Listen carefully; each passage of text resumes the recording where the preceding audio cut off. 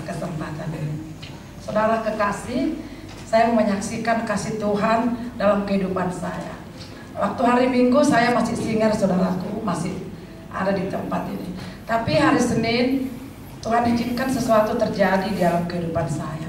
Pada saat itu saudaraku, siang-siang saya ke toilet, maaf ya saudaraku kalau sedikit agak ini.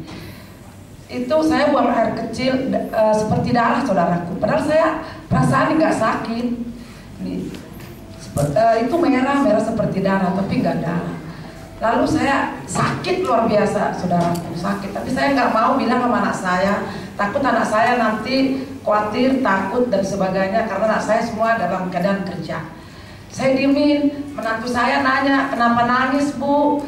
Saya nggak mau nanti anak-anak saya khawatir gitu. Udah itu hari Senin ya saudaraku. Hari Selasa ya makin menjadi-jadi saudaraku. Itu makin merah itu saudaraku. Kalau saya buang air kecil. Lalu saya ngomong sama menantu saya, kalau Depi, kalau nanti ibu apa-apa saya serahin ya sama kamu. Saya belum ngomong sama menantu saya yang lain. Saya bilang serahin ya adik-adik ini sama kamu. Jangan gitu bu, jangan gitu dia bilang, karena sakitnya luar biasa saudaraku.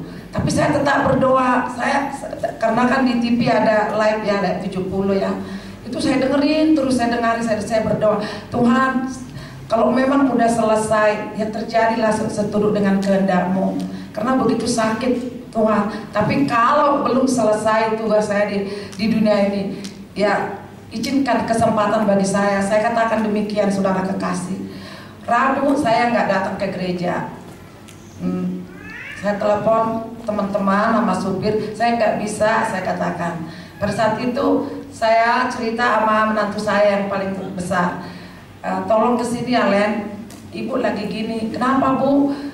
Ya kamu kesini deh, saya bilang. Lalu dia datang sama supirnya. Udah datang, udah ayo, kalau gitu ayo dikatakan. Lalu kita pergi ke Royal ya saudaraku. Karena udah sakit sekali saudaraku. Saya nggak tahu kayak disayat-sayat gitu. Padahal saya nggak pernah sakit. Lalu saya dibawa ke Royal. Udah di Royal diperiksa, katanya saya nggak ada sakit. Nggak ada sakit. Kenapa sakit? Sakit sekali saya katakan. Lalu di lab saudaraku, diambil air urin di lab. Besok aja datang ke sini ya bu. Karena belum tahu hasilnya. Besok baru ada hasilnya. Kami nggak berani kasih obat. Kami nggak mau ngambil resiko. Anak saya bilang biarin aja dia opnam. Anak saya ngomong gitu semua, biarin aja opnam. Karena kita juga udah hampir mau pakaian segala. Nah, nggak apa-apa, pulang aja. Kami nggak bisa ngambil resiko, digituin. Udah pulang kita. Hari Kamis saudara kekasih menjadi sakitnya, udah nggak tahu. Lalu saya telepon anak saya ke kantor. Bahwasanya saya nggak kuat lagi. Ya mantar.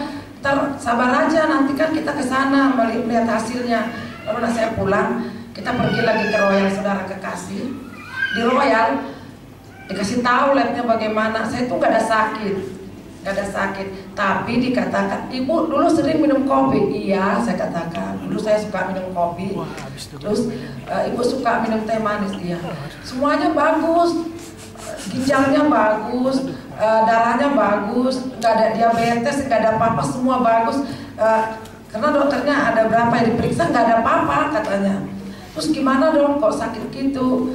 Enggak, cuman mungkin akan nanti batu jadi batu dikatakan. Gejala batu kali bu. Nah terus gimana kok sakit begitu? Saya katakan. Udah dikasih lah hasil labnya sama anak-anak saya, katanya mama nggak sakit apa, cuman nggak tahu ya. Nah saya dikasih obat saudara kekasih, udah saya makan obat itu lumayan ya, lumayan itu nggak sakit begitu. Coba bu ini makan, karena ibu nggak cuman gejala batu, dia bilang gejala batu, terus ada sedikit infeksi apa gimana. Lalu ya Tuhan, terima kasih Tuhan, saya katakan gitu. Lalu kita pulang ya saudara kekasih, pulang ke rumah. Nah habis kita udah mau tidur, saya berdoa, terima kasih Bapak atas penyertaanmu. Saya berdoa sama Bapak di surga. Udah itu saya pergi ke toilet, tiba-tiba saudaraku terjadi mujizat. Itu batu keluar saudara kekasih. Sampai saudara kekasih. kasih batu itu. Oleh kenapa saya nggak bisa keluar? Kenapa saya nggak bisa buang air kecil, saya katakan. Terus udah itu tiba-tiba saudara kekasih itu keluar batunya, dalamnya hitam, itunya kuning-kuning. Saya nangis-nangis di toilet saudara kekasih, nangis-nangis saya. Tuhan engkau baik, saya katakan gitu. Ternyata engkau sendiri yang operasi, bukan dokter, sebab engkau dokter di atas segala dokter, di atas segala tarik. Saya lari-lari saudara, saya teleponin anak-anak saya katakan sama anak-anak saya, mama udah keluar batu. Anak-anak saya senang. Jadi saudara kekasih, iman kita yang dapat menghancurkan apapun yang terjadi dalam kehidupan kita. Saudara kekasih, habis itu teman saya datang, gak lama kemudian teman saya datang. Dia katakan demikian, Bu Simon tolong doakan. Kenapa? Dokter bilang saya ada batu bukan di sininya, katanya di empedunya ada batu. Hah, emang di empedu bisa batu? Terus saya cerita masalah mujizat. Nah, saya katakan mungkin ibu ada kepahitan, saya katakan, tapi aku bukan menghakimi, mungkin ibu ada kepahitan, ya berdamailah dengan diri sendiri. Saya katakan demikian saudara kekasih. Jadi saudara kekasih yang saya saksikan di sini, begitu ajaib Tuhan kita. Kalau kita memang fokus seperti firman Tuhan hari Minggu itu sangat-sangat diberkati. Saya termasuk firman Tuhan hari ini, saya sangat diberkati saudara kekasih. Jadi buat saudara-saudara kekasih, andalkan Tuhan. Amin. Kenapa saya mengatakan itu? Saya banyak mengalami mujizat saudara. Saya sedikit bersaksi. Anak saya, menantu saya yang kedua itu 5 tahun saya nggak ngomongan saudara, bukan karena musuhan. 5 tahun, begitu dekatnya rumah saya, mungkin cuma 1 kilometer, tapi semua itu Tuhan izinkan diproses saya habis-habisan saudara. Mungkin suami saya kan pendeta dari orang Muslim, orang Aceh, tapi Tuhan izinkan semua dalam hidup saya. Yang ada jadi nggak ada. Pada saat itu suami saya sakit hampir 2 tahun, semua terjual.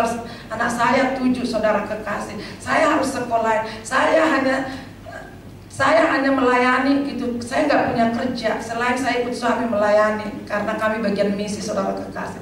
Dan baik juga pelayanan kami di Banda Aceh pada saat itu, Yayasan Siloam Ministry hancur waktu tsunami. Tapi ketika saya mengandalkan Tuhan, ketika suami saya pulang ke surga, anak saya 7, gak satu pun pernah orang bantu saya saudara kekasih. Tapi dengan cara Tuhan anak saya bisa saya sekolahkan. Ibu Epi saksi hidup dalam kehidupan saya. Karena Ibu Epi itu lama saya kenal, udah 10 tahun. Dia mengenal saya, dia tahu situasi saya. Tapi lewat semua yang saya hadapi, saya gak pernah minjam uang. Ibu Epi tahu, saya pantang saya minjam uang. Saya pantang saya menceritakan saya nggak punya uang. Tapi ketika nggak ada, Tuhan ada. Tuhan selalu cukupkan saudara kekasih. Dan kalau bisa kita jangan meminjamkan. Itu janji Tuhan saudara. Banyak mujizat yang saya lakukan saudaraku. Saya mau bersaksi buat saudara. Anak saya itu nggak ada yang kuliah. Anak saya tamat SMA. Tapi puji Tuhan, anak saya itu semua jabatannya Bu Epi tahu. Sampai ada manajer anak saya, ada ini supervisor, nggak ada. Karena itu janji Tuhan saudaraku. Amin. Kalau kita fokus kepada Tuhan, bukan itu target kita. Bukan kita mau cari popularitas, bukan kita mau cari uang di dunia ini. Tapi yang mari kita fokus kepada Tuhan. Saudara kekasih, anak-anak saya, Ibu Epi tahu banget tentang saya. Anak-anak saya nggak ada yang kuliah. Tapi Tuhan izinkan anak saya memegang suatu perusahaan, saudara kekasih. Ini mujizat saudara. Ini karena doa orang tua. Karena doa orang tua. Jadi karena saya banyak mengalami mujizat. Banyak saya mengalami mujizat. Apalagi di tempat ini. Walaupun mungkin saat ini gereja kita seperti ini, tapi aku yakin gereja kita sedang ditampi. Akan ada nanti banyak jiwa-jiwa yang takut akan Tuhan di tempat ini. Amin. Saya percaya saudara kekasih, kalau Tuhan izinkan gereja kita suasana kayak gini, yang tadinya udah begini, saya percaya karena saya sering menangis di hadapan Tuhan. Kita sama Ibu Epi, kenapa ya gereja kita gini Bu Epi? Saya percaya Tuhan tidak akan biarkan lagi nanti orang-orang yang iseng datang ke gereja ini. Amin. Tuhan tidak akan biarkan yang hanya punya motivasi yang nggak benar di gereja ini, karena selama ini mungkin kita udah lelah. Tapi Tuhan akan membawa jiwa-jiwa yang baru, yang haus dan rindu akan Tuhan nanti di gereja ini. Saya yakin, karena Tuhan melihat bagaimana perjuangan. Saya lihat Ibu Agustin, Ibu Fatima, semua Pak Handi, semua di gereja ini. Aku percaya di gereja ini nanti akan ada banyak jiwa-jiwa benar-benar yang takut akan Tuhan. Amin. Terima kasih. Inilah